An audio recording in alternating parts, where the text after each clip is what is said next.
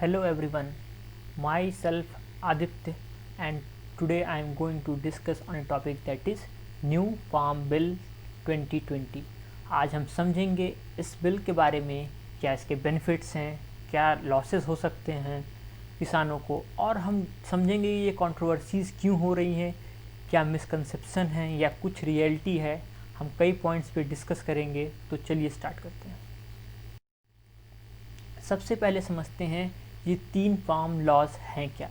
तो पहला farm law कहता है the farmers produce trade and commerce promotion and facilitation bill 2020। इसका नाम है, इसको शॉर्ट में मैंने पता किया तो इसका मीनिंग है basically free trade across India. Means government बोलती है इस बिल के थ्रू अब जो किसान है इंडिया का वो फ्री है, वो कहीं भी ट्रेड कर सकता है ऑल ओवर इंडिया। तो मैं एक चीज़ और आपको बता दूं, ये पहले भी इंडियन फार्मर कर सकते थे, ऐसा कुछ भी उनको रेस्ट्रिक्शन नहीं था, पर हाँ इसको लीगल वे में एक लॉ बनाकर लाया गया है, तो ये पहले भी था। Second, the farmers empowerment and protection agreement of price assurance and farm service bill. बहुत बड़े बड़े नाम हैं, तो सबका शॉर्ट फॉर्म भी मैंने लाने की कोशिश की है। इन शॉर्ट कह सकते हैं कॉन्ट्रैक्ट फार्मिंग अक्रॉस इंडिया। तो कॉन्ट्रैक्ट फार्मिंग होती क्या है, जैसे सपोज करिए कि बड़ी बड़ी कंपनीज़ है, मैकडोनल्ड्स हुई, KFC हुई, या ऐसी कंपनीज़ जो हैं वो किसी किसान के साथ स्टार्टिंग में ही तय कर लेगी कि जितना आपका पोटैटो होगा, जितना आलू होगा, वो सब हम खरीदेंगे। सपोज करिए डोमिनोज ऐसा कर रही है, और या मैकडी कर रही है। इसके अलावा आप सपोज करिए कि जो एग्स जहाँ हो रहे हैं, पोल्ट्री फार्म है हुए हैं, या ऐसे जिनको चिकन की रिक्वायरमेंट है, ऐसे जो रेस्टोरेंट्स हुए, वो पहले से प्री डिटरमिंड आपको बोल देंगे कि हमको इतना चाहिए। वो आपके स्टार्टिंग से पहले ही आपको वो मशीनरीज भी दे देंगे, सब कुछ, वो चिकन का जो बच्चे, वो सब हर सिस्टम वो पूरा आपका बना कर देंगे, और वो शुरू में ही तय कर लेंगे कि आपसे कैसे करना। लेकिन ये लीगल नहीं था, अब ये लीगल हो गया है इस लॉ के आने के बाद। और तीसरा क्या है, the essential commodities amendment bill 2020, जो कि लोकसभा में लाया गया था 14 तारीख को 2020, 14 सितंबर को। इन शॉर्ट में कह सकते हैं free stocking of agri produce by anyone. तो एक इस लॉ में चेंज आया, पहले 1955 के रेंज में शायद लॉ था जितना मुझे पता है। तो उस समय स्कैरसिटी ड्रिवन इकॉनमी थी इंडिया की, मतलब खाना उतना अनाज होता नहीं था इंडिया में। 60 आफ्टर 1960 और 65 तक तो एटलीस्ट नहीं उतना अच्छा होता था। ग्रीन रिवॉल्यूशन उसके बाद आया, उसके पहले प्रॉब्लम थी। तो सिस्टम था आप स्टॉक नहीं कर सकते, और वो कंटिन्यू हुआ बहुत दिनों तक।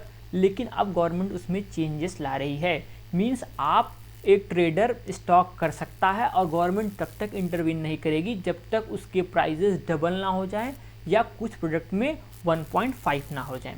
तो ये समवेयर जो, हाँ मुझे लगता है इन्फ्लेशन में ये प्रॉब्लम आएगी, इन्फ्लेशन बढ़ सकता है, गवर्नमेंट इंटरवीन नहीं करेगी, मार्केट इतना ओपन कर देगी। तो समय बताएगा कि ये सही है या नहीं। अब इसमें कुछ फैक्ट मैं दिखाऊंगा आपको, और फिर डिस्कस करेंगे इससे प्रॉब्लम क्यों आ रही है, कंट्रोवर्सीज क्यों हो रही है। एक फैक्ट अगर हम देखें तो उस फैक्ट में दिखता है कि 86% जो किसान है वो मार्जिनल है। मींस उनके पास बहुत कम कम ज़मीनें हैं, थोड़ी थोड़ी ज़मीनें उनके पास हैं, और उनके पास बस 47% लैंड है जितना इंडिया में एग्री लैंड अवेलेबल है।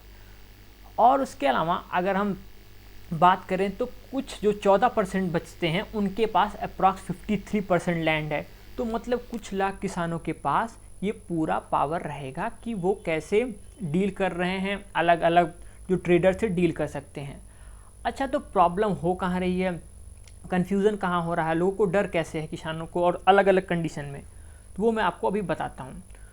हो क्या रहा है कि एक सबसे बड़ा प्रॉब्लम आ रहा है कि क्या MSP ख़त्म हो जाएगी। किसानों को लग रहा, हुआ क्या, पहला जो लॉ था उसके चेंज होने से, ये फ्री ट्रेड वाला, तो मंडीज़ होती हैं, मैं आपको दिखा रहा हूँ आगे।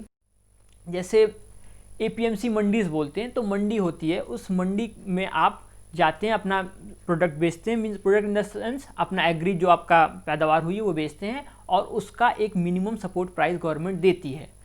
और ये जो MSP देती है गवर्नमेंट, वो कंपेरेटिवली ज़्यादा होता है कि जो नॉर्मल आप छोटी किसी दुकान पे या किसी छोटे ट्रेडर को आप बेचते हो। तो इतना मतलब आप एक अगर एग्रीकल्चर कर रहे हो तो आपके दिमाग में एक आइडिया हो सकता है कि अगर मैं ये प्रोडक्ट या एग्रीकल्चर ये करता हूँ, इस फसल का करता हूँ, तो अब तैयार होने पर मुझे इतना पैसा इसका मिनिमम मुझे मिल जाएगा, तो आप कैलकुलेट कर सकते हो। तो गवर्नमेंट बोल रही है कि जो मंडीज़ हैं उनके बाहर हम अलाउ कर रहे हैं फ्री ट्रेडर्स को भी, वहाँ पे वो लगा सकते हैं अपनी शॉप और वहाँ पे भी वो खरीद सकते हैं और किसान फ्री है कि बेच सकें उन लोगों को। तो पहले भी ऐसा था, किसान बाउंड नहीं था पहले भी, लेकिन अब इस रूल के बाद वो लीगल ज़्यादा हो गया है। और एक प्रॉब्लम क्या आ रही है, क्या फ्यूचर जो मैंने यहाँ पे लिखा है फ्यूचर अहेड क्या है, तो फ्यूचर में प्रॉब्लम क्या है कि क्या एपीएमसी मंडीज आगे रहेंगी, किसानों को डर है। बेसिकली ये डर आपने देखा होगा कि हरियाणा और पंजाब में बहुत विरोध हो रहा है, तो रीज़न उसका बहुत क्लियर है, क्योंकि वही ऐसी जगह है जहाँ पे 70 to 80% लोगों को एमएसपी मिलती है।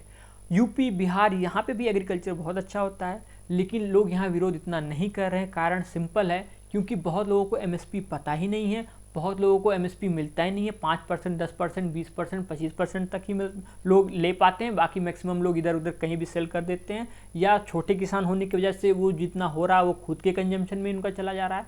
अलग अलग फैक्टर्स हो सकते हैं, लेकिन यहाँ पे जो एक डर है सबसे बड़ा किसानों को कि जब ट्रेडर्स आएंगे धीरे धीरे, स्टार्टिंग में होगा क्या, ट्रेडर्स ज़्यादा पैसा देंगे, बड़े बड़े प्लेयर्स एंटर करेंगे, क्योंकि पूरी इकॉनमी श्रिंक हो रही है, मैन्युफैक्चरिंग से लेके सर्विस हर जगह, और एग्री है जो कि 3-3.5% से ग्रो कर रहा है। तो एक बहुत बड़ा अट्रैक्शन का पॉइंट है बड़े बड़े जाइंट प्लेयर्स को। और बेसिकली जो पहले वीडियोस में मैंने बनाया था कि रिलायंस हुआ, वॉलमार्ट हुआ, ये लोग बहुत स्पीड से रिटेल में एंटर करना चाहते हैं, तो इनके एंटर करने से कैसे इफेक्ट होगा मार्केट हम देखेंगे।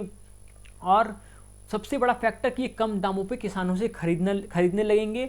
स्टार्टिंग में हो सकता है ये ज़्यादा प्राइजेस दें कुछ समय के लिए, और उस कुछ समय के अंदर की जो आपकी मंडीज़ हैं वो धीरे धीरे कोलैप्स होना शुरू करे। गवर्नमेंट और बाद में बोल सकती है कि नहीं, अब तो लोग आ ही नहीं रहे हैं, इतना खर्च निकल नहीं रहा तो बंद हो। ये फियर है, ऐसा कुछ भी नहीं। गवर्नमेंट बोल रही है मंडीज़ बंद नहीं होंगी, गवर्नमेंट बोल रही है कि हम एमएसपी देंगे आपको, लेकिन और one country one MSP type का या इस टाइप का जो सिस्टम बोलना चाह रही है गवर्नमेंट, बहुत क्लियर नहीं कर रही है। तो किसान बोल रहे हैं आप इसको बिल में रिटर्न कर दो ना, और ये तैयार नहीं हो रही है गवर्नमेंट करने को। तो एक फियर है कि अगले 2 से 3 साल में ये ख़त्म हो सकती हैं एपीएमसी मंडीज़।